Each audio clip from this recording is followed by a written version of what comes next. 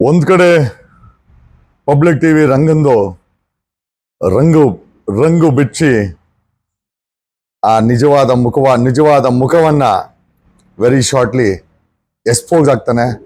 Public TV ರಂಗ ರಂಗ ರಂಗ Hawaii ಚಪ್ಲಿ ರಂಗ ಹೋಗಿ Benz ರಂಗ ಹೋಗಿ ಬಂಗಾರದ ಮಂಡಿನ ಒಡೆಯ ರಂಗ.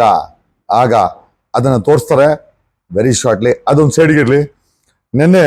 ಮೊನ್ನೆ ಮುನ್ರತ್ತದು ಆಡಿಯೋ ವೈರಲ್ ಆಯಿತು. ನಿಮಗೆ ಗೊತ್ತಿರಲಿ ಸ್ನೇಹಿತರೆ, ಕೊನೆಯದಾಗಿ ನನ್ನ ಹತ್ರ ಬಂತು ಆ ಆಡಿಯೋ. ನನಗೆ ತಂದ್ಕೊಟ್ಟವರು ಒಬ್ಬ ವ್ಯಕ್ತಿ. ಅದಕ್ಕೆ ಮುಂಚೆ ಒಂದು ಚಾನಲ್ಗೆ ಹೋಗಿದೆ. ಆ ಚಾನಲ್ ಅದನ್ನ ಎಕ್ಸ್ಪೋಸ್ ಮಾಡಕ್ಕೆ 75 ಲಕ್ಷ ಇಸ್ಕೊಂಡಿದ್ದಾನೆ. Believe it or not. ಒಬ್ಬ ಚಾನೆಲ್, ಒಂದು ರಂಗಣ್ಣನ ಕತೆ, ಪಬ್ಲಿಕ್ ಟಿವಿ ರಂಗಣ್ಣನ ಕತೆ ಆದ್ರೆ ಇನ್ನೊಬ್ಬ ಚಾನೆಲ್ ಓನರು ಈ 3 ತಿಂಗಳ ಹಿಂದೆ ಮುನಿ ಆಡಿಯೋ ಎಕ್ಸ್ಪೋಸ್ ಆಗ್ಬೇಕಾಗಿತ್ತು. ಒಬ್ಬ ಚಾನೆಲ್ ಓನರು ಇಲ್ಲೇ ಯಶವಂತಪುರದಲ್ಲಿದ್ದಾನೆ. ಚಾನೆಲ್ ಅವರು 75 ಲಕ್ಷ ಇಸ್ಕೊಂಡವನೆ. ಏಯ್, ಮಾನ ಮರೀದಿದ್ದೀನ ನಿನಗೆ? ಯಾವ ಸೀಮೆ ಚಾನಲ್ ಓನರ ನೀನು? ಯಾವ ಸೀಮೆ ಚಾನಲ್ ಓನರಲ್ಲಿ ಆ ನ್ಯೂಸ್ ರೀಡರ್ನ ಬಿಡಲ್ಲ ನೀನು? ಮನೆ ಮಾಡಿಕೊಟ್ಟು ಅವ್ರನ್ನ ಬಿಡಲ್ಲ. ಆ ಆಡಿಯೋ ಕ್ಲಿಪ್ನ ಕರ್ನಾಟಕ ಜನತೆಗೆ ಎಕ್ಸ್ಪೋಸ್ ಮಾಡಕ್ಕೆ ನಿನಗೆ ಮೀಟರ್ ಬೇಕಲ್ಲೇನೋ? ಮೀಟರ್ ಇಲ್ಲ ಅಂದ್ರೆ ಹೆಂಗ್ ಇಸ್ಕೊಂಡು 75 ಲಕ್ಷ ವಾಪಸ್ ಕೊಟ್ಟವನೆ. ಅವರು ಬಿಡಿಲ್ಲ. ಹೇಳ ಹೆಸರು, ಲೇ ಫೋನ್ ಮಾಡೋ, ಯಾಕೆ ಇಸ್ಕೊಂಡೆ ಅಂತ. ಯಶವಂತಪುರದವನೆ ಫೋನ್ ಮಾಡಲೇ.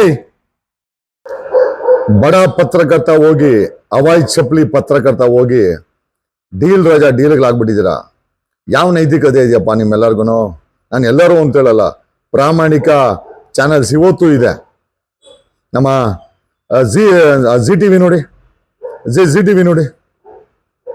ನನ್ನ ಪ್ರೋಗ್ರಾಮ್ ಆಗ್ತಾರೆ ಅಂತ ಹೇಳ್ತಾ ಇಲ್ಲ, ಇರೋದ್ರಲ್ಲಿ ಪ್ರಾಮಾಣಿಕವಾಗಿ ನಡೆಸುವಂತ ಚಾನಲ್ಸ್ ಇವತ್ತು ಇದೆ.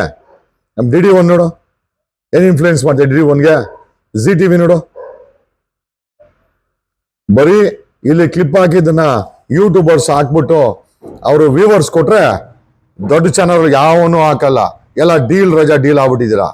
ಒಂದ್ ಹೆಜ್ಜೆ ಮುಂದೆ ಹೋಗಿ ನಾಯ್ಡುಗಳನ್ನ ಬೆಳೆಸೋ ರಂಗಣ್ಣ, ಹವಾಯಿ ಚಪ್ಲಿ ಹೋಗಿ ಬೆಂಜ್ ರಂಗಣ್ಣ ಆದ. ಬೆಂಜ್ ಹೋಗಿ ಬಂಗಾರದ ಮಣ್ಣಿನ ಒಡೆಯ ರಂಗಣ್ಣ ಆಗಿದ್ದಾನೆ. ವೆರಿ ಶಾರ್ಟ್ಲಿ ಅವನು ಬೈಲಿಗೆ ಬರ್ತಾನೆ. ರಂಗ ಬೈಲಿಗೆ ಬರ್ತಾನೆ. ಪಬ್ಲಿಕ್ ಟಿವಿ ರಂಗ ಬೈಲಿಗೆ ಬರ್ತಾನೆ. ಅವನು ಬಾಡಿಗೆಗೆ ತರೋ ಬಿಲ್ಡಿಂಗು, ಓಡಾಡೋದು ಬೆಂಜಲ್ಲಿ, ಆದ್ರೆ ಬಾಡಿಗೆ ಕೊಡೋದು ಹಳೆ ಅಂಬಾಜ್ ಡಬ್ಬಾ ಕಾರ್ ಬಾಡಿಗೆ ಕೊಡ್ತಾವನೆ. ಸರ್ಕಾರಕ್ಕೂ ಅಷ್ಟೇನೆ ಎಲ್ಲೋ ಒಂದ್ ಕಡೆ ಚಾನಲ್ ಒತ್ತಡ ಹಾಕಿ ಕಮ್ಮಿ ರೇಟಲ್ಲಿ ಬಾಡಿಗೆ ಕೊಡ್ತಾನೆ.